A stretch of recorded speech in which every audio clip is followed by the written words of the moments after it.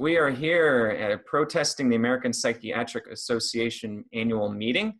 And while the psychiatrists are inside behind closed doors in the Javits Center discussing their plans for global domination, we are here in our live counter conference, bringing you the alternative story. I'm joined today by Emily Cutler, a mental health activist and assistant editor of madinamerica.com. Emily is a psychiatric survivor whose experience with involuntary commitment prevented her from attending her own college graduation. Emily is also the founder of Southern California Against Involuntary Treatment, a grassroots group of Southern Californians who oppose forced psychiatric treatment. Emily is now an incoming student at University of South Florida, getting her PhD in behavioral and community sciences, the focus on involuntary commitment. So thanks for joining today, Emily. Thanks for having me. So the very first question I want to ask, which I guess in your case may be a little bit obvious, but I always like to ask people their why, their motivation. So why did you get involved in mental health activism? So I've always been interested in the topic of paternalism. So that's abuses or violations of human rights that happen that are said to be for someone's own good. And that's kind of a topic that I've done research in and been passionate about throughout my life. As a kid, I was bullied. I was always kind of the weird, awkward girl who didn't really stick to topics of conversation that were considered normal for my age group. I was just kind of, super weird, didn't fit in at all. And that kind of really concerned the adults around me, my parents and teachers. They felt that I didn't fit in. That was a big cause of concern. We're very worried. I ended up getting sent to a bunch of therapists and a bunch of psychiatrists, prescribed medication, labeled everything. And I kind of just internalized this message that I was a failure, that something was totally wrong with me for not fitting in, for not being included. And so in college, I got interested in the topic of weight-based bullying, bullying that happens because of a kid's size or weight. And I really resonated with that experience of children who were told that something is wrong with them, that they need to lose weight in order to not be bullied, kind of victim blamed instead of having the bullying stop. That was similar to my own experience of being told I need to be more normal, I need to go on medication, or I need to do some sort of therapy in order to fit in, rather than it just being okay to be weird and being accepted for that. And so I just got interested in this idea that in order for an abuse to stop, we kind of tell people you have to act more normal or look more normal or look more attractive or whatever it is that we tell them.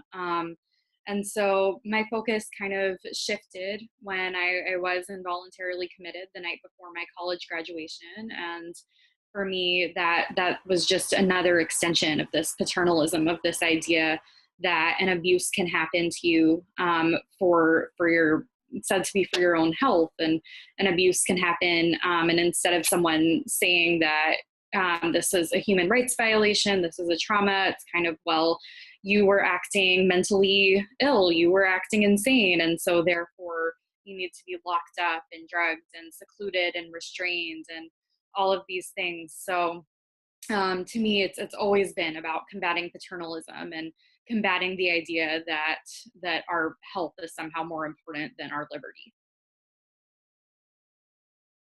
Wow, that's really a good way to put it. Our health is more important than our liberty. I like that line.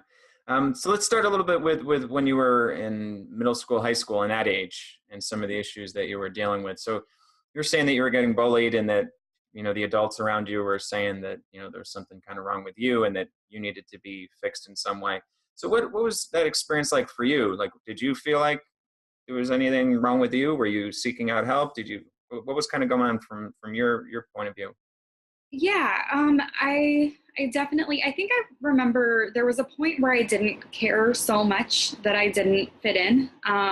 It was just like, well, that's just kind of me. I just don't really fit in. But I think because of the concern of others, I just started getting really worried about it and like, what's wrong with me? I'm supposed to fit in. I'm supposed to have more friends. People are supposed to like me. my mom very specifically was very concerned that it was my appearance. I was kind of this super awkward looking girl, glasses and braces and all of that. And she really wanted me to get contacts and just maybe straighten my hair or just do my hair in a way that, would seem more normal. And yeah, so I kind of did internalize this message of what's wrong with me. And I wasn't really seeking help early on, but everyone was kind of encouraging me to go to therapists and taking me to therapists, taking me to psychiatrists. I was prescribed medications. Um, I was also very perfectionistic in terms of school, because one thing that I was praised for and that didn't cause concern to the adults in my life was that I performed really well in school, got excellent grades. And so I really felt this need to keep that up because that was the only thing I really had. And so because of that perfectionism, I also got pretty overwhelmed at times. And as a pretty young kid, that led to like self-harm and scratching and cutting and things. And yeah, again, I think I didn't think of anything as being wrong with me. I wish that I had just gotten acceptance and validation, and someone had told me, it's okay to mess up in school. It's okay to not fit in. It's okay to just like be average and be weird, and be, just like a normal human being. And yeah, instead I was medicated and labeled. And it did start me on this whole journey of kind of having this identity of like mentally ill. Yeah, it almost seems like the school environment in itself is its own recipe for not, I don't want to say disaster, but making everyone think that there's something wrong with them. Absolutely. Yeah. I mean, I think school is pretty horrific. It's like this thing where you're graded constantly and ranked. And even then, I did get like top grades and everything. And even though I was getting such good grades, I was still so stressed out because I had to maintain that. And I felt like if I got anything lower than straight A's, all of the sudden, the little support that I did have, the little praise and recognition that I was receiving, for at least excelling in something, even though I didn't fit in, like that would totally disappear. So it was just terrifying constantly. It felt like walking on a tightrope. I remember telling people that I just felt like I was gonna fall. I was gonna get less than a 90% on some test, and like everything would fall apart. It was that scary. It's sad to hear that you went through that, but on the other hand, it's nice to hear because most of the outspoken critics of school are people that didn't do well in school. So Yeah. it's nice to hear from some people that did well in it, yet still are open about their critiques of it. Right. Right. Yeah. So let me ask you about this experience of being voluntarily committed at your college graduate or leading up to your college graduation. So can you tell me a little bit about what was going on and what caused all of this to take place? Yeah. So kind of throughout college, I just kept internalizing this message that there was something wrong with me. Basically, I still had trouble fitting in. I still felt like there was something kind of just weird or out of place about me. And I have realized now I identify as autistic. So, I think that that's part of it, that I just kind of have ways of being that aren't really super conforming to our social norms. But but yeah, at the time I just kept feeling like something was wrong with me. I was out of place. And so eventually I did, I had been on medications at various points in my life. And in college, I decided to try again. That was also partly, I was dating someone who was very overwhelmed by the intensity of my emotions. Kind of things just kept getting more and more intense as I was not fitting in and not, and just continuing to feel like something was wrong with me. And I was also very concerned. I went to the University of Pennsylvania, where there's a climate of like really valuing networking and schmoozing and making connections so that you get a job. And I'm just like not good at any of that. And so I had this like terror that I was not going to find a job or succeed after college. So I ended up going on medication, including Xanax, and the night before my college graduation, I was very nervous and stressed out. My family was there, and I don't always get along with them. And I ended up doubling my dose of Xanax to just numb the pain. And I ended up just kind of losing like control of myself, kind of stumbling around. And my boyfriend at the time called the cops, and I was taken to the emergency room, where they did a psychiatric evaluation of me. And my family was there at the time, so they were kind of brought in for this evaluation. And it was going pretty well. I was saying, you know, I'm not suicidal or anything. And then I think it came up that I was about to go to grad school. I was about to move to Los Angeles to attend social work school. And it came up that my parents, my mom specifically, was feeling a bit like embarrassed, ashamed of me going to social work school. She saw that as kind of a step down from an Ivy League. And, you know, she was just saying things like, yeah, it's very hard to tell our friends that she's going to social work school, that kind of thing. And that comment, I felt like a complete and total failure when she said that. I just felt so ashamed of myself, so guilty. And so I ended up just feeling terrible and kind of telling the doctor that. And he kind of asked again, well, are you suicidal? And I said, no, I'm not actively suicidal. I'm not going to go do anything. I just wish I could get hit by a car or something. And at that point, he literally said, that's it. You can go either voluntarily or involuntarily, which is funny because neither of those options are voluntary. So after that, I was trying very hard to explain that hold on, like, I'm not suicidal, I swear, like, I'm not gonna go out and do anything. And he was like, well, I don't know, you said you want to get hit by a car. I mean, for all I know, you're gonna go walk into traffic. You just overdosed on Xanax. Like, clearly, you know, you cannot be trusted. And so I was walked to a psychiatric emergency room, which at the University of Pennsylvania's Psych ER is it basically is a seclusion room, or functions as that. It's a room with glass walls and completely locked. I was locked there for about 10 hours, and I was just bawling and crying and telling everyone, there was an adjacent room with psychiatric nurses, I guess, and I was begging. I was like, can I just go to my college graduation? I don't need to be here, I swear. And one of them said, if you wanted to attend your graduation, you should have kept your mouth shut. Yeah, and so I ended up staying in there, being locked for 10 hours. And then after that, being transferred to a psychiatric hospital outside of the University of Pennsylvania. And I was kept there for about 48 hours.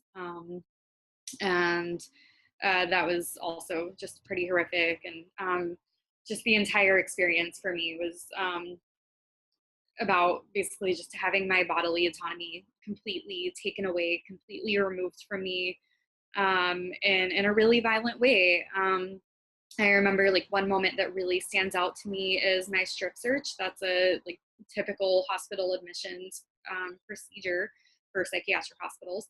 And I just remember, you know, in that moment feeling like under any other circumstance, I would protest. I would be like, no, I'm not doing this. Like, a stranger tells you to take off all your clothes and you're like, excuse me, no, I am a human being with dignity and you're going to respect me. So bye. But in that moment, just feeling like, no is not an option here. Like, I cannot say no.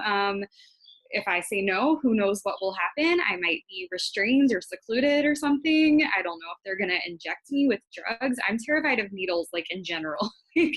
Add psychiatric drugs to that like mess with your mind. It's a terrifying possibility. Or, you know, or what if, even if they just are holding me longer in this place where I'm separated from my friends and family and I feel super alone and it's super new and terrifying. So, you know, no is not an option. I just have to comply with every single thing that anyone tells me to do or that they implicitly want me to do.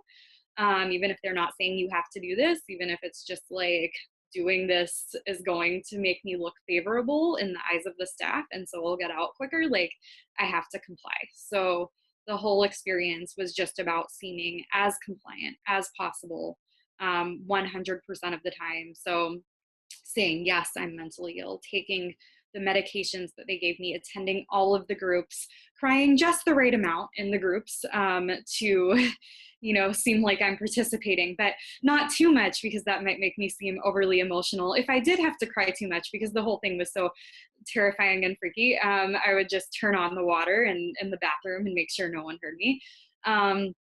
So, all of the things you do to perform sanity, to perform normalness, neurotypicality. And luckily I did meet some fellow patients who had been through this before and kind of asked them, what do you do to get out as soon as possible? And they said, here's some makeup, here's some clothes, someone gave me some dresses, like you really need to look like you are putting yourself together and that you're practicing self-care, and just make sure you tell them that you accept that you're mentally ill and it was a mix up with your medication and you can't wait to be on these meds for the rest of your life and you were so grateful for the help you received. And I said that and I got out in 48 hours. Luckily I'm one of the lucky ones in that I wasn't kept there super long, but the experience was just so incredibly traumatic and I couldn't really tell anybody about how traumatic it was because people kept saying you have to be grateful, you have to, someone cared enough about you to put you there and get you the help you needed, and you really needed to be there after all. I mean, you were suicidal, and so I just kind of stayed silent about that for a really long time, and it did make me feel like more suicidal. Like I had only been passively suicidal up till that point, and suddenly I was actively suicidal, and obviously couldn't tell anyone. What if I got locked up again? And so that did eventually lead to a suicide attempt, and things kind of just kept getting worse. But I did eventually find the psychiatric survivors movement, kind of mad pride paradigm, and that helped things get a bit better, at least, made me not actively suicidal after finding some community. So you mentioned that you had a suicide attempt after this. Did you end up back in a hospital when that happened again? Yes, I did. And that was, so I ended up in the emergency room for that. I had taken Xanax plus alcohol, I think a couple shots of vodka and then like sleeping pills, ended up in the emergency room. I knew as soon as I woke up that like I have to make this seem like it wasn't a suicide attempt. Like that was the number one thing on my mind. And I remember like I woke up and the first words were like, it was an accident, I swear. And was telling this emergency room doctor, I guess it was an ER doctor, I don't know what her exact position was, but I was like, it was an accident. I needed to go to sleep and I have insomnia and I took a bunch of pills. I don't know what happened. I'm so sorry, and she agreed to let me out. I tried to leave, but then I couldn't walk because my legs were they wouldn't work, I guess, just from all the sedatives. And so I fell over, and then she was like, okay, well, you have to stay here till you can walk. So at 5 a.m., I guess this was 3 a.m., a couple hours later at 5 a.m., the shift changed and there was a new ER doctor and she did not buy my story. And she was like, yeah, you're getting a psych evaluation. So of course, once you get the psych evaluation, it's out of your hands. I answered all the questions the exact correct way. I love life. Life is awesome. I'm a grad student. I swear, this was not a suicide attempt. Still got locked up. Because of getting locked up at that point, I was placed on a forced leave of absence at school, lost my scholarship.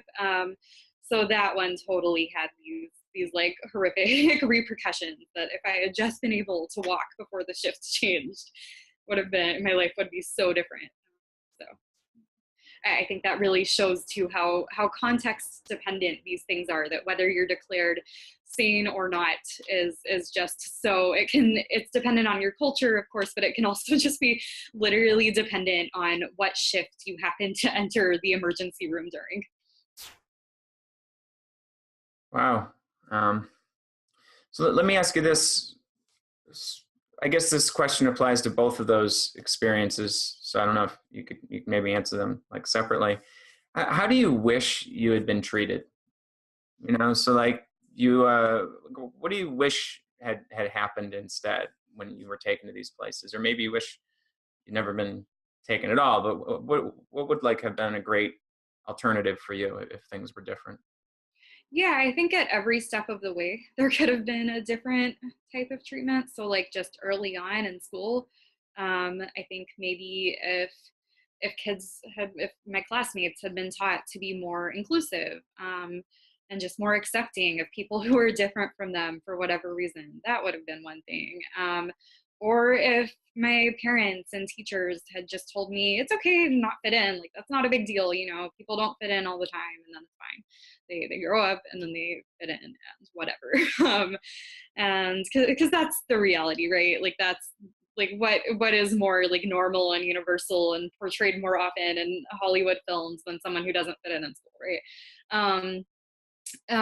So if someone had just said that and not been so concerned, or if someone, if during college, if it had been okay to just not fit in, or if yeah, so many things that could have happened, like before that moment of just people telling me it's okay to be me, like I don't have to, like I think, yeah, this feeling of like walking on a tightrope or like having the weight of like the world was so prevalent all during college and childhood, of just like I have to be perfect because there's this thing that's wrong with me and I have to overcompensate for that somehow, and if I slip in any other way, like everything will fall apart.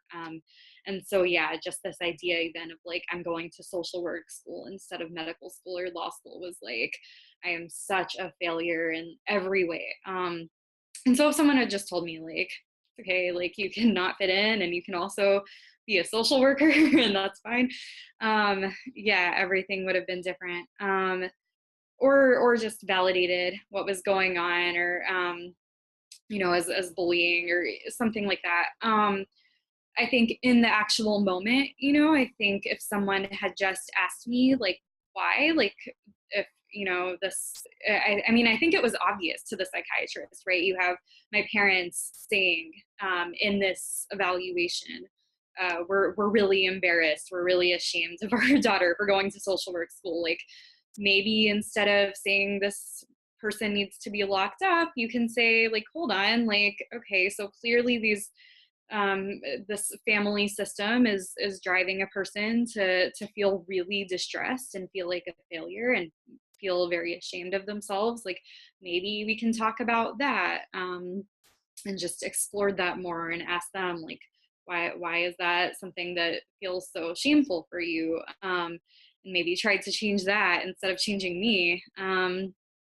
And so I do think that, yeah, that just asking why and just thinking about the contextual factors that might bring someone to be feeling very distressed and feeling like they want to end their life, whether passively or actively, feeling like not existing might be better than existing. Like that's a big thing to say. And it takes, to me, in my opinion, it takes a lot of factors to get there. So maybe just looking at some of those factors instead of just deciding, oh, this person's crazy, this person's irrational, and they need to be locked up.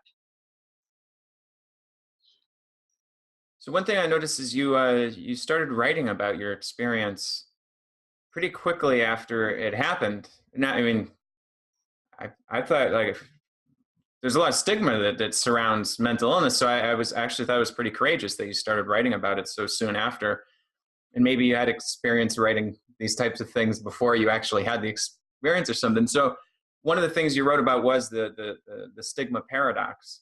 Can you tell me a little bit about your perspective? Actually, let's do it in this way. Tell me a little bit about like your experience of first kind of coming out and writing about your experience publicly. Because like I said, I think what I read is like 2 months after your involuntary commitment, you wrote about it publicly, which is really courageous. Could you tell me a little bit about that process of being open and out about it, and then talk a little bit about stigma? Yeah, so I'm a creative writing, I was a creative writing minor in college. I'm a writer. That's such a big part of my identity. And I think it's a lot of our identities. A lot of us in this movement are artistic and creative. And that's one of my favorite things about this movement. Um, so I don't know that like not writing about it was an option for me. When people say it's courageous, I'm just like, no, like it was just, it's just how I do things. It's just how I do life. It feels really natural to me. So, and I had experience writing pretty controversial things before. I wrote an article that was critiquing Greek life and sororities in college, and got so much hate for that, and got all these angry emails. I had been in a sorority and then left. I guess that's what I do. I go into things, I leave, and I write about them. And but yeah, I remember like my big sister, like person who had been my big sister, like wrote me and was so angry.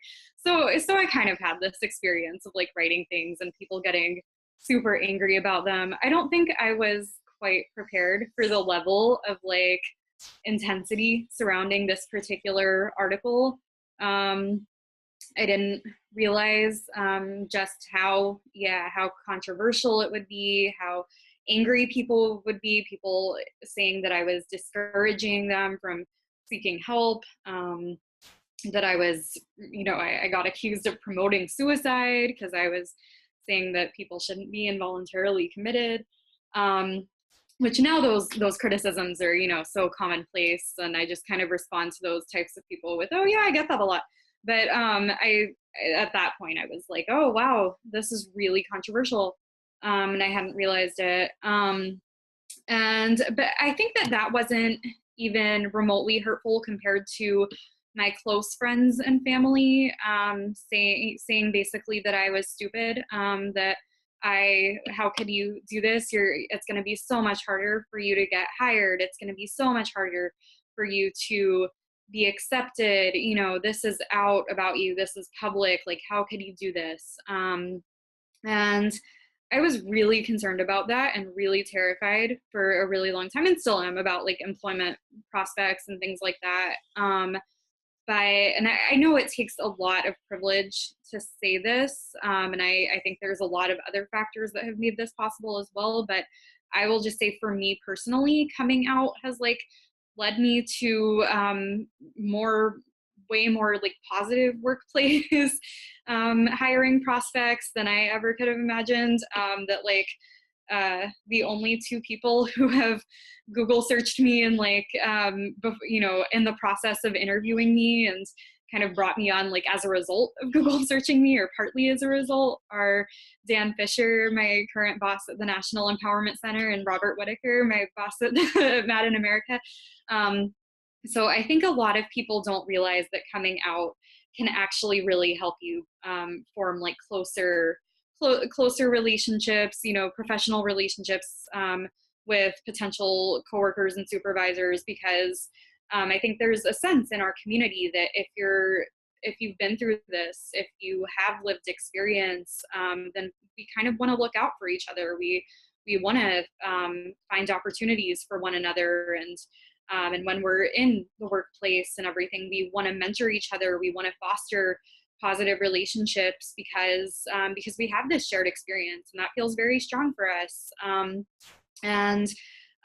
I'm going to get my PhD. My faculty mentor, Nev Jones, this kind of was also something that connected both of us, that she also has lived experience and was like such an incredible mentor and advocate, and making sure I'd have this opportunity to go to grad school and get a PhD. And so I think, for sure, I'm sure I'll run into obstacles with hiring in the future and with workplaces and everything, and stigma. And there's controversy, obviously, but I also think it's created these opportunities for me and created some really strong professional relationships and friendships. Like the amount of support that I got in it kind of brought me very quickly to the psychiatric survivors community. The first piece that I wrote about it was in my school's student paper, the Daily Pennsylvanian, and people were kind of attacking. And there was like a random like psychiatric survivor who, you know, person like from our movement who somehow found this, you know, in this like small student paper and commented and like defended me. I think there were a couple. You know, I felt so grateful for that, like, okay, you know, even if the world sees this as this really controversial standpoint, there is this movement out there that's defending, you know, my rights, and there are people who agree with me, and maybe one day I'll get to be a part of it. And then I was. You mentioned some trouble with family about like the idea of coming out. Like, what was those experiences like, and those challenges? And is that something that you've worked out now over time, or is that still something that's up in the Yeah. air? So I think it has to do partly with intergenerational trauma. My great grandparents and grandparents, I think, had to hide the fact that they were Jewish in some of their roles. Yeah, I'm Jewish, and I think that, so I think that there's been like my parents and my family have internalized this idea of like, you just need to be normal. You just need to act normal and hide any aspects of your identity that could be weird or stand out. I think my parents care a lot about financial security, understandably. And they were just very, very concerned that like this could make me unsafe. They absolutely want the best for me. And but I think, yeah, there was a lot of just like fear and anxiety that this was gonna like ruin my future. And we have worked it out now. I mean, I think they see that, okay, like you're still gonna get your PhD, you still got jobs, you're making it work, you're supporting yourself in Los Angeles, like that's, you know, it's okay, it's fine. But it also kind of sucks. Like I kind of don't know that I should have to like have financial security or like function in a capitalist way to like prove that it should be okay to talk about these things. And you know, that's something that bothers me, but you know, I think that, yeah, that's unfortunately that is how a lot of people like come around to different perspectives, is they're like, oh, you can be off meds and still function in a capitalist society, you can come out and still function in a capitalist society, I guess that's okay. And so for better or for worse, that's kind of how people's mindsets are a lot of times.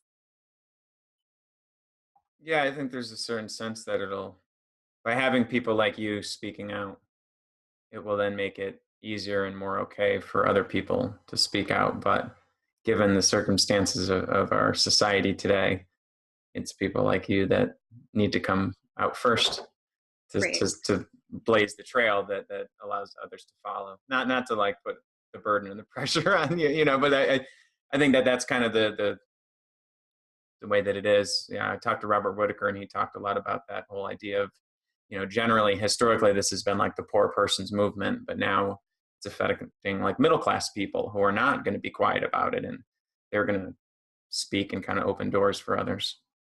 To be honest, I actually like working at Mad in America. The people who most often request to go under pseudonyms are like more upper middle class people. And so I wonder if there's, you know, I wonder if it's like an upper middle class sort of mentality at times that you like hide everything about yourself. I read a really interesting article recently about how like poor people and like low income people just don't have privacy in general. Like if you're on welfare, like the government knows everything about you. You have to report all of these things in order to get welfare, all of these like very private things about your life. And so, you know, disability, whatever it is. And so I sometimes wonder if like coming out and this whole idea of like, oh, it's going to threaten like your prospect of becoming CEO one day. Like, I think that can be a really upper middle class mentality sometimes. So I do sometimes when I encourage people to come out, I do like point that out and say, you know, like I sometimes think, you know, that privacy is this, it takes privilege at times to like even have the notion of protecting your privacy, that like some people don't even have the option. Yeah, can you share with me a little bit about the stigma paradox that you wrote about? Yeah.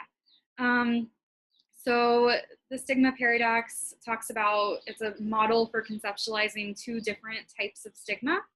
Um, unlikeness stigma is, and specifically pertaining to mental health, unlikeness stigma is that those who are considered mentally ill have something biologically, physiologically different about their brains. And so therefore they lack agency, they're fundamentally different. We need to treat their actions and behaviors in a fundamentally different way than the rest of society. Kind of force and coercion are justified, but also that anything they're experiencing, any behaviors or distress or anything like that are not their fault. They're the result of, some other like physiological entity or brain wiring or whatever that's making them act this way. And so we need to treat that and cure that by separating them from everyone else, and treat them in a fundamentally different way that includes force and coercion, but also not hold them responsible. And then likeness stigma is kind of this idea that that people who are considered mentally ill are just like everyone else. They have complete agency over their actions and behaviors and thoughts. And, if they're experiencing distress, they need to just snap out of that because that's what everyone does. If they want to go on disability for mental health related reasons, they need to, that's not okay. That's not justified. They need to just, stop being so lazy and work. And then, force and coercion or, involuntary commitment anyways, wouldn't be justified under that way of looking at it, since they have people considered mentally ill have agency and are responsible for their own actions. So, if you look at suicide, if it's this other entity that's making someone feel suicidal, this like biological thing, then unlikeness stigma would say, okay, well, you need to cure that somehow. You need to lock them up since they don't have agency over their actions and cure this biological entity. And then likeness stigma would say, no, they just need to snap out of it. Everyone feels suicidal sometimes, but we just were able to overcome that and get over it. So they need to do that as well. I think what you said is that you prefer to choose the third path, the middle path. So I try. How do you try to deal with that idea of, oh geez, I have to be one or the other? I consider myself a mad pride activist or neurodiversity activist. So I consider that those are paradigms that look at all of the different traits and characteristics and experiences that can be categorized as mental illness as just naturally occurring parts of the human experience, parts of diversity, parts of, our individual diverse ways of reacting to the world around us, to our lives, things that are universal sometimes. So I kind of look at it that way, that just because something, a trait or characteristic you have is categorized as mentally ill, it doesn't mean that you're broken. It doesn't mean that you need to be fixed. It doesn't mean you need to snap out of it. And it also doesn't mean you need to be, treated medically. It just kind of can just be, it just is. And that's okay. Just like being gay or straight or queer or black or white or any of these things, that's just one way of being. And I'm a really strong advocate for what I like to call context-informed care, which is just, I think a lot of the things that we diagnose as mental illness are just natural ways of responding to difficult circumstances, whether that's trauma or another hardship, whatever it is. It's something that is a totally rational reaction. It's not this like broken way of thinking, irrational way of responding. It's just how anyone might react in that circumstance, or how many people might react.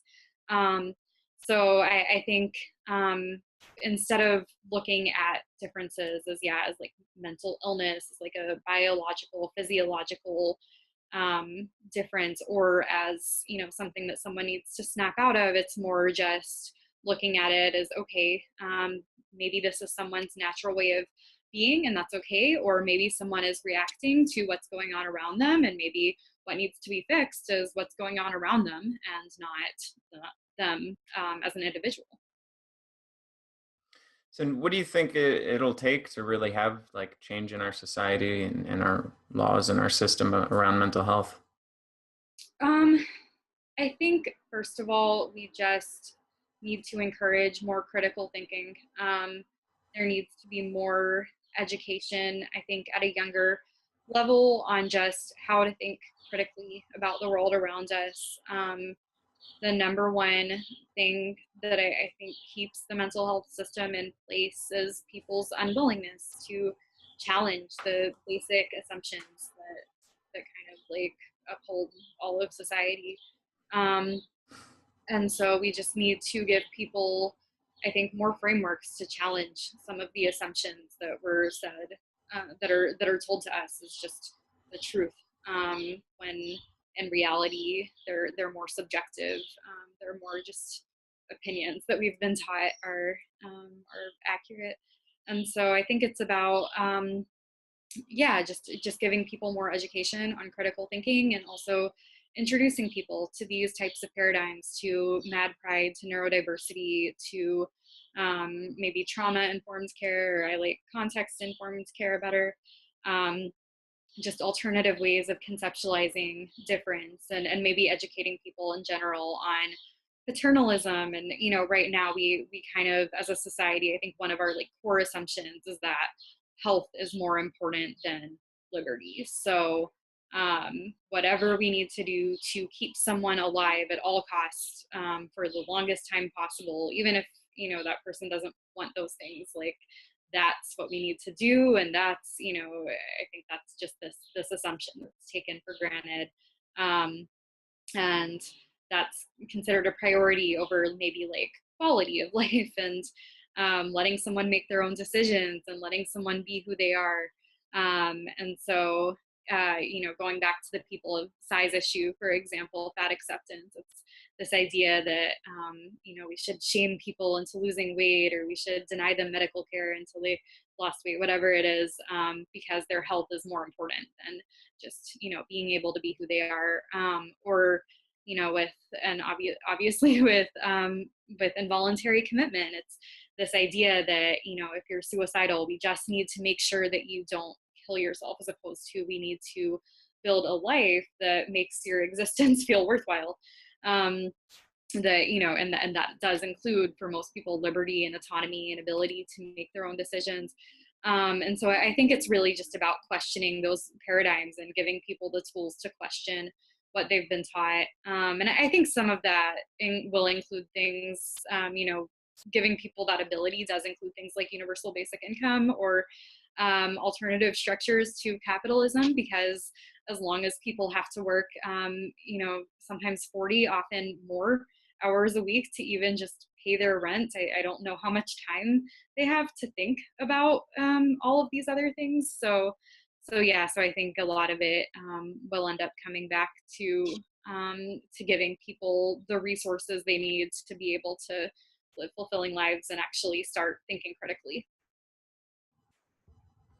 Wow. Okay. Can you tell me a little bit about Southern California Against Forced Treatment, and that Yeah. group that you started there?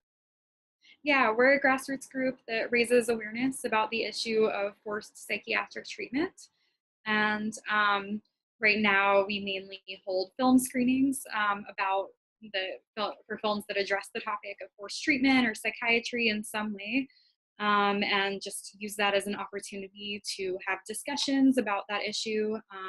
Recently, we hosted a Mad Pride Passover Seder to talk about issues affecting people categorized as mad, and talk about forced treatment, kind of use the lens of the Passover story to talk about that. So liberation from slavery in Egypt, we kind of talked about the parallels between that and liberation from psychiatry, or liberation from force and coercion.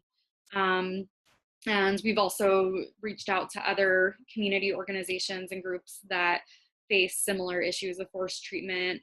For example, the LGBTQ community, we we've partnered with the asexual community in Los Angeles, and also the disability community. We usually meet at a disability resources center, since people, the broader disability community faces similar issues of institutionalization and lack of self-determination. Let me ask this. I'd like to hear a little about the story of how this group got started, because one thing that I don't know, I've heard from others and I've observed is that a lot of these kind of local groups really provide community to people, psychiatric survivors in their local areas, and that it's nice to have like big overarching organizations that have like, national and international impact, but there's like a lot of value to these local groups and they don't exist everywhere. So I'd love to hear your story and the process of how you started this, because maybe that information would be useful to somebody out there who lives in a place where there's no group and they need to be the one that kickstarts one. So can you tell me like the story of getting this off the ground? Yeah, so when I came to Los Angeles, I just kind of noticed that there's not a lot of resources for people, for psychiatric survivors, for victims of involuntary commitment. That's kind of what I identify as. And I also felt like, we have some peer run stuff out here, but it's not super critical of psychiatry. It's more just pro recovery, and I don't even think that people necessarily need to recover. So I felt kind of alienated from a lot of the like consumer peer type community around here. And I really wanted to start something that was just focused on forced treatment. So I got together with a few other people, someone that I had met through NAMI, who kind of is at the time was very pro medication, pro psychiatry in some ways, but very anti-force. And I thought that was a really cool perspective. And so kind of brainstormed with him and ended up just deciding to start this group. And then reached out to a bunch of different people. ISEP, the International Society of Ethical Psychiatry and Psychology, they have a listing of some, I think, providers or members in Los Angeles. So I reached out to some of them to just kind of brainstorm ideas for how I might reach out to people. I reached out to the Autistic Self-Advocacy Network, since the autistic community faces similar issues of forced treatment. There's applied behavior analysis, that's really like honestly torturous form of coercive therapy that they face. So I reached out to them, and I reached out to some different disability communities. And I also started reaching out to some political candidates that might be interested in this topic. We were, at the time it started, we were in the midst of mayoral elections and city council. And so I reached out to some that their platforms looked like, oh, maybe it will intersect with this in some way, and usually got like a ton of pushback and people not willing to take any sort of stance against forced treatment. But I did find one who was kind of running like independently for city council. And he ended up just helping us with the group some, or kind of we all had this project too. We were helping him with his campaign, or mainly just even like protesting for him to be allowed to debate in the city council election. So so it was just kind of, it provided a framework for us to organize around, and just kind of advertise ourselves. We also just started reaching out to more and more people just to tell them about our group. And eventually we settled on, I did think more at first that maybe we could do some legislative advocacy initiatives, but I think that that's a pretty uphill battle, and one that takes a lot more time than most of us have. We're completely unfunded.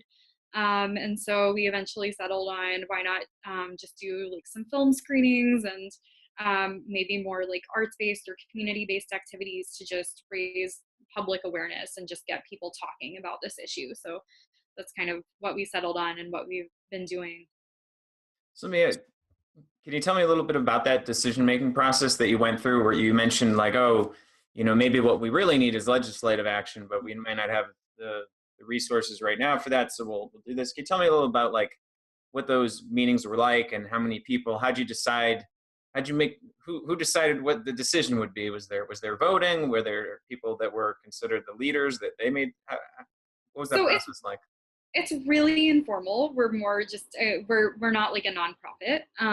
We're just a group of people who oppose forced treatment. So it was more just like informal discussions, a lot through social media. LA is like huge, so we couldn't always meet up in person. But yeah, just a lot of informal discussions. We did, you know, at first we were meeting with people, we were meeting with like mayoral candidates, or we were meeting with, we met with like an attorney to talk about legislative change, and it was just so much, and it felt like just such an uphill battle. I think all of us kind of concluded like, okay, this is really hard, and like no one has time. That was the main thing. We're a pretty like young group in terms of a lot of us are in our 20s, so I think not that anyone like ever has time, but I think we're all kind of trying to find our footing with like jobs still. I ended up applying to grad school, and that took away all my time. So we ended up feeling like, and then we also felt like, what good is legislative change if the public doesn't change their opinion? So one of my friends, AU Valencia, is like very active and leads a lot of the discussions, has helped with a lot of the decision making, and they're very active in the disability community, and kind of brought up this point of, you know, the Americans with Disabilities Act passed like decades ago, and there has not been any that much real change as a result of it. Like, yes, there are more wheelchair ramps, and that's great. That's so important. It really is. But it doesn't get enforced for almost anything else. You know, I mean, even like with wheelchair rooms, we're still fighting about that. There are buildings that deny that they need that. And so yeah, so I think that if the public understanding isn't there, if the cultural change isn't there, then people will find other ways to justify force and coercion. And, you know, even if you said, you know, that, okay, there's no more grave disability, people can't be committed on the basis of grave disability, for example, then they would go, oh, okay, well, you know, this person is so unable to take care of themselves that they're going to die. So now they're just a danger to themselves. Or if you take away danger to self and put danger to others, well, if this child commits suicide, then their parents are going to be so affected by that, that clearly suicide is a danger to others. So, you know, I think it's really, to me, I ended up feeling like a more worthwhile goal for me, at least, is like starting some public conversations, just starting discussions about why any of this happens, or like why people feel like rights violations are justified on the basis of health, and just trying to encourage critical thinking around that at this point, because I just don't know that legislation is actually going to make like real meaningful change, or if it does, it's going to be something that I'm left out of. I think, as someone who suicide is my issue, I don't know, like, I think there's a lot of legislative changes around like people who hear voices or have so-called psychosis shouldn't be locked up, or there's a lot of change around, yeah, maybe, like I said, grave disability, or a lot of change around like you should just be able to refuse medication once you're locked up. But you know, that doesn't change the fact that someone like me is still going to get locked up because of suicide. And you know, I'm pretty selfish, so I want to do things that benefit me. Sorry. Sure. So what kind of advice would you have for somebody who is interested in starting their own local group and organization? My advice would be to really reach out and to other community organizations and groups that might have an interest in this topic. And my advice would be to really carefully examine the ways that you might be throwing those groups under the bus. So, for example, there's a lot of psychiatric survivors who insist, I'm not disabled. You better not call me disabled. There's nothing wrong with my brain. So what are you saying? Are you saying that people who are disabled, that you would consider disabled, have something wrong with them?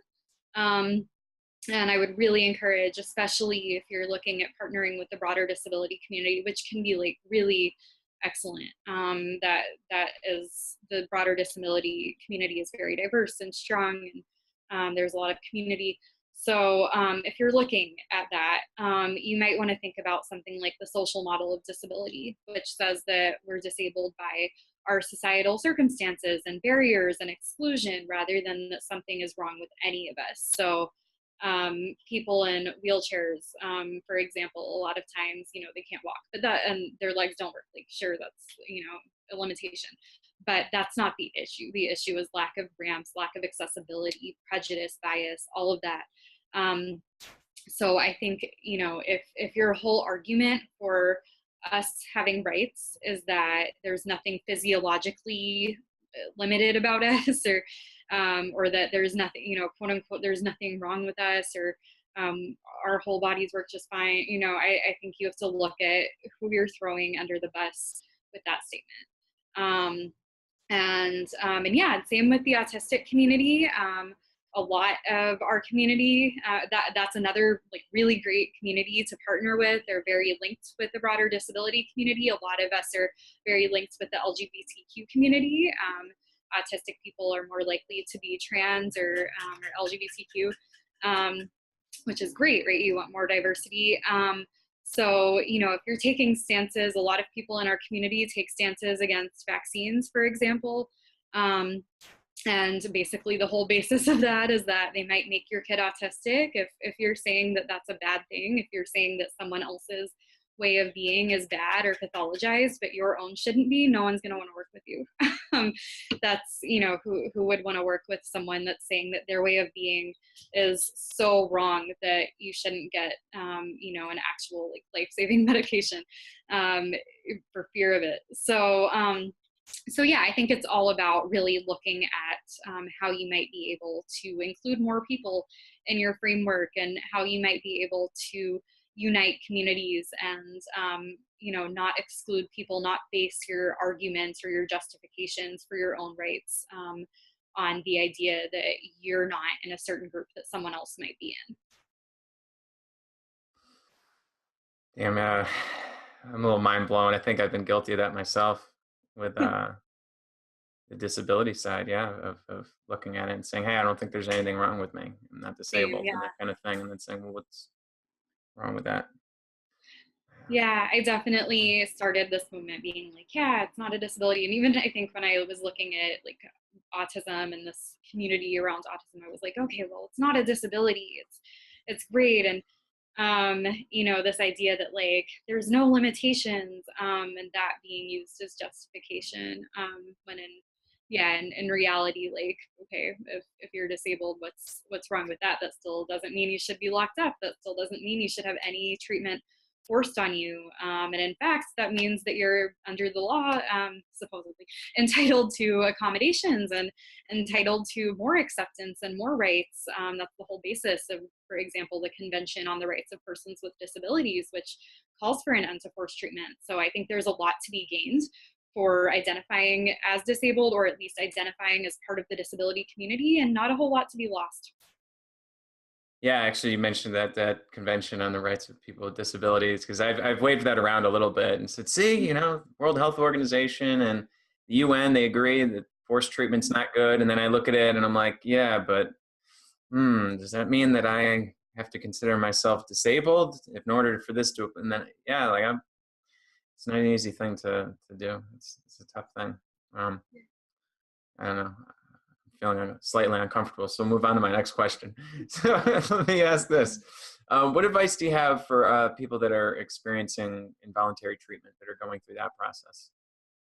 I would say for me, it was really helpful to get connected with other victims and survivors as soon as possible and just talk about it, because the rest of the world will tell you that you don't have the right to be angry about that, and the rest of the world will say you should be grateful or that you somehow deserved it. Like the whole idea of forced treatment, right? It's this idea of like that they're treating you so it's positive.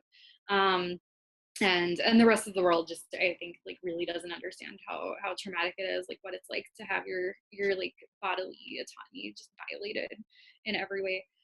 So my advice would just be to get connected. I think social media can be really great for that. There's a lot of Facebook groups for psychiatric survivors or survivors and victims of involuntary commitment. I think the Icarus Project is a really great one. Yeah, there's other forums too. Mad in America has a community forum that's not super active, but there are definitely people who will respond.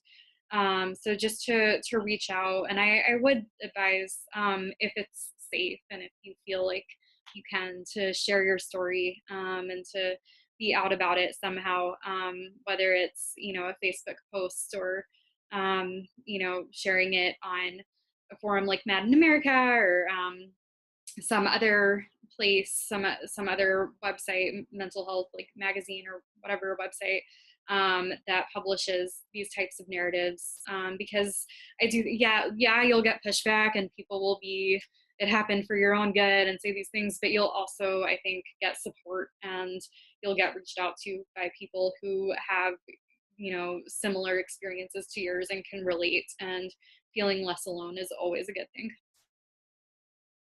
Thanks. How about advice for people that are like presently, like say you people that are locked up in hospitals? Do you give people the advice that they should just do what they're told while they're in there and do everything they can to get out? How do you kind of advice do Yeah. you give to people that are like in the middle of it? Yeah, I do. I think I'm like, I recognize that I'm really throwing a lot of people under the bus by doing this, because a lot of people can't, or don't want to, or shouldn't have to. But a lot of people cannot, like really cannot perform sanity when they need to, you know. They're, especially I think about like a lot of my autistic, like, you know, brothers, sisters, siblings that, uh, you know, if they were locked up, they might be nonverbal, they might be, stimming, that's like fidgeting kind of, in ways that are just not socially acceptable, flapping their arms or something, or some people do like hit their face or kind of headbang to stim, and that is okay and fine. And they should be able to do that, and yet, you know, that's going to get them held longer. So I recognize that everything I'm about to say is like totally throwing those people under the bus in kind of a massively shitty way, and I don't really know how to reconcile that. But I would say that, at the same time, you know, if you want to get out as soon as possible and you need to, then don't fight. Don't, you know, protest. Don't put up any sort of fight. Do not quote Saz. Do not quote Robert Whitaker. Do not quote Bonnie Versto. Just don't quote me. Just like say everything you need to in order to get out. Say everything that they want to hear. So that includes you're mentally ill and you're very happy to be given the medication that's what you need, the proper drugs, and you should probably call it medication, not drugs, the proper medication and treatment and therapy groups, and just be really positive about that. I think they usually ask you every day, like, are you hearing any voices? Are you suicidal? Say no. Say no to all of that. Like, whatever it means to be sane, like, you say it. Yeah. Just really like perform, put on a show. And yeah, and like practice self, you know, care, put yourself together. Try to wear different clothes every day, and put your hair back. And if someone has makeup and you're considered a woman by the staff, then wear it. Just, you know, say whatever you need to get out. Take whatever drugs they give you, and then worry about getting off of them later. And yeah, I would just say, yeah, like perform as much as possible, because like any type of resistance will be used as an excuse to keep you there longer. So just don't give them any excuse. I know it's hard to give that advice, but Yeah. that's pretty much everyone that I've interviewed and asked them, they've said the same thing. It Yeah. sucks, but that's it's reality, right? I think it's hard though, because like, I think it is the reality. I think it's hard though, because so like, right, my parents were like all about throughout my life, like, you have to hide who you are. You have to cover up, you can't come out about this experience. And until recently, I was like, oh, like, right, like, how could they do that? How could they say that? Like, hide who you are. Like, they should be more accepting. Come on, it is the 21st century. Like, get with the picture.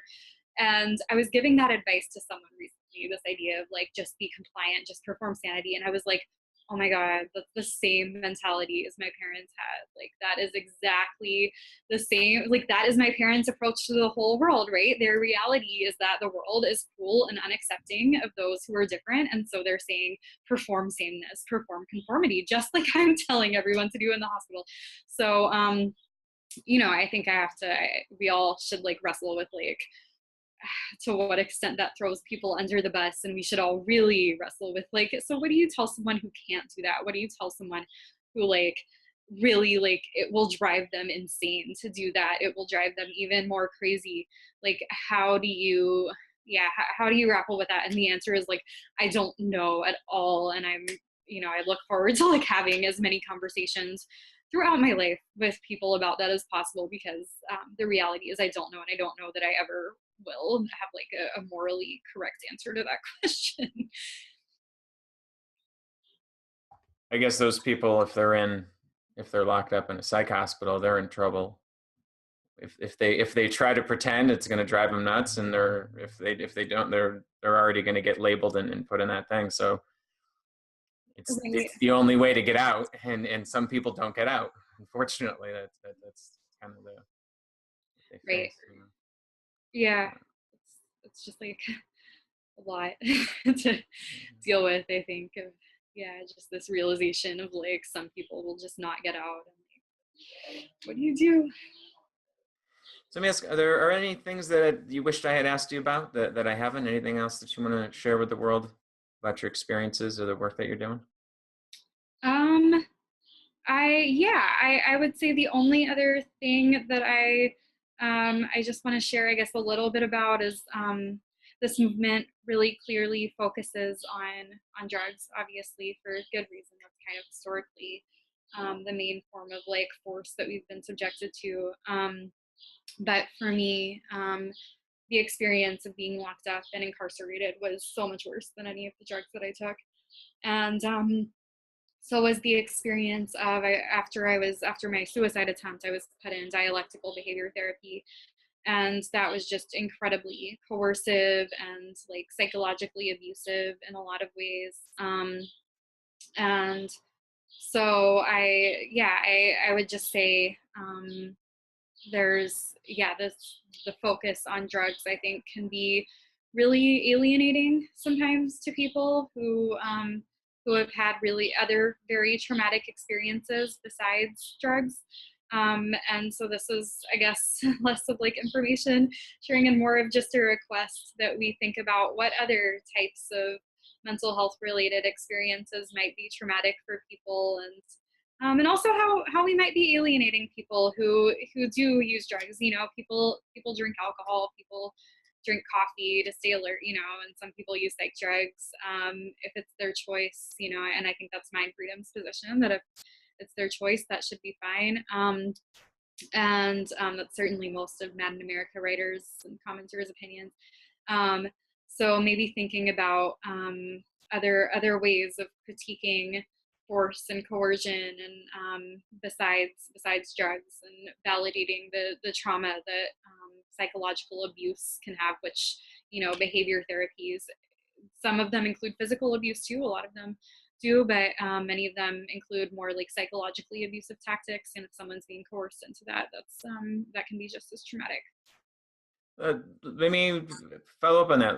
Tell me about this frustration you had with DBT. You tell me Yeah, what that was like. I know like a teeny bit about it, but I'd love to hear what you're describing here. yeah. So it's a form of behavior therapy. So behaviorism is the idea that people's behaviors can be controlled through rewards and punishments. So that's kind of the basis of it. My therapist kind of gave me like a set of target behaviors that I needed to track.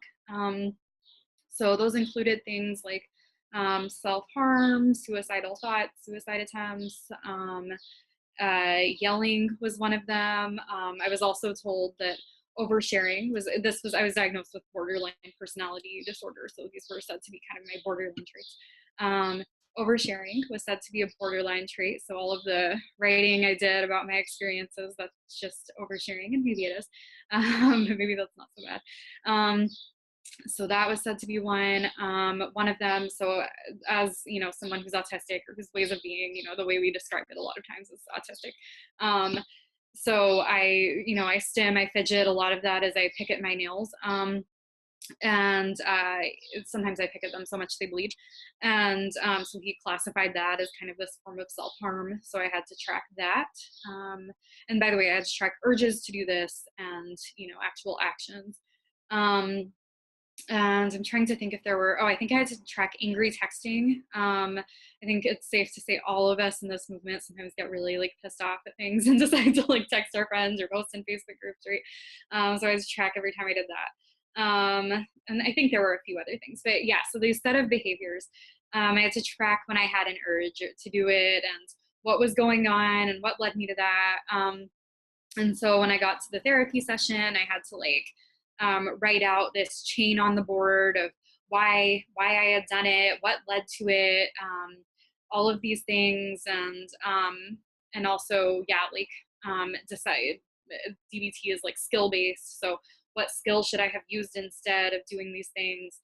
And it was also just like very closely monitored, so and like very rigid. So if you were late to a session or anything like that, you had to do the same thing, this chain of what happened and why. If you were late like 4 times, then you were you I think had like a note on your record. I was doing this for school, so to kind of, because of this forced leave of absence, I never went back. So I could not have a note on my record. If you miss, I think, more than 1 session in a row, you got kicked out of the program. And so this was like serious. You had to prepay all of your sessions. So you like prepaid this like huge lump sum. It was like a private clinic. And I think it was out of pocket. So you prepaid this huge lump sum. And so, you know, if you miss more than 1 session, like that money is gone. And so just talk about, you know, for someone who like felt like I was walking on a tightrope for all of my life, this was like tightrope walking, but the tightrope just got like super thin. I just felt constantly like self-surveillance, like I had to just like monitor myself. Because this, like, for example, this fidgeting and this stimming is like part of my everyday way of being, I would like sit on my hands and I would like sit there and I would be like, am I having an urge now? Am I having an urge? Is this me wanting to, or is this just me being bored? And I would like freak out about it, or like, you know, suicidal thoughts. I would be like, do I want to commit suicide? Does this count as a thought? If I want to die right now, like, but I don't really want to die. I just want this pain to stop. Like, I would like agonize over these things. It was just, you know, this one time I was like just agonizing over it in a session of like driving myself insane over like, am I, you know, is this suicide? Is this pathological? Is it not? And I was just like bawling, and my therapist was like reprimanding me kind of for crying, and he was like, now, do you think this is productive? Like, do you think this is helpful at all? What skills should he be using instead? That kind of thing. I remember with the lateness thing, I was like driven so crazy by this idea that I couldn't be late. Once I was like staying after work and talking to my boss about something important. This was before I worked at Madden American, and so I was late because of that, and I like drove into the parking garage, and I'm really terrible with parking. I have this like awful spatial concept, and I saw someone who was like walking in the parking garage or something, and I like threw my keys at him, and I gave him a $20 bill, and I said, I am so sorry, but I have this thing that I cannot be late to. You don't understand. It will ruin my whole life. So you have to park my car for me. I hope $20 is enough. I'm so sorry. And I walked into the clinic, you know, like literally, like I went crazy. And so this person like came up to the clinic. Of course, he was like happened to be another client, and came up and like told my therapist what had happened. And I had to like write this apology note and do this like chain of like what had happened and why this was like a manifestation of my like borderline personality disorder.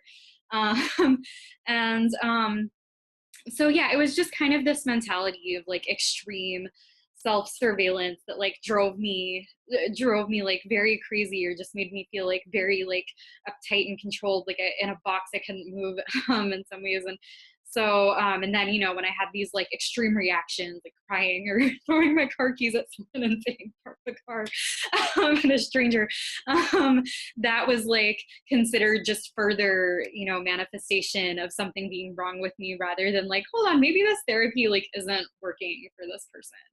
Um, so and you know, and so there's another behavior therapy, applied behavior analysis, that I mentioned before, that's done to autistic kids, and that is like even more intense than what I just described. It kind of a similar framework, but like way more intense. I think like they teach it to kids' parents, so it ends up being their whole life.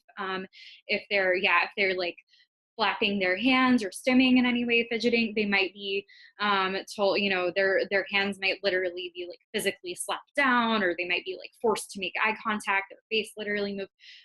So we're talking like really just sending kids the message that they have zero bodily autonomy, and that, you know, whatever they do is going to be rewarded and punished. So, you know, they might not get attention, or they might not get to play with their favorite toys if they don't make the right kind of eye contact and, you know, perform in exactly the way we tell them. So I just think we really need to extend and focus and talk about some of these issues that happen to people in our community. Wow. These are things that I wasn't aware of. I appreciate you sharing all that. Wow. Okay. Well, that wraps up all the questions I had for you. If anyone wants to learn more about your work or get in touch with you, how should they follow up with you? They can email me at ecutler@madinamerica.com, and that's CUTLER. Or they can find me on Facebook, Emily Shira Cutler. Okay. That's SHEERA. Great. Well, thank you so much, Emily. You've been a great guest. Appreciate it. Thanks for having me.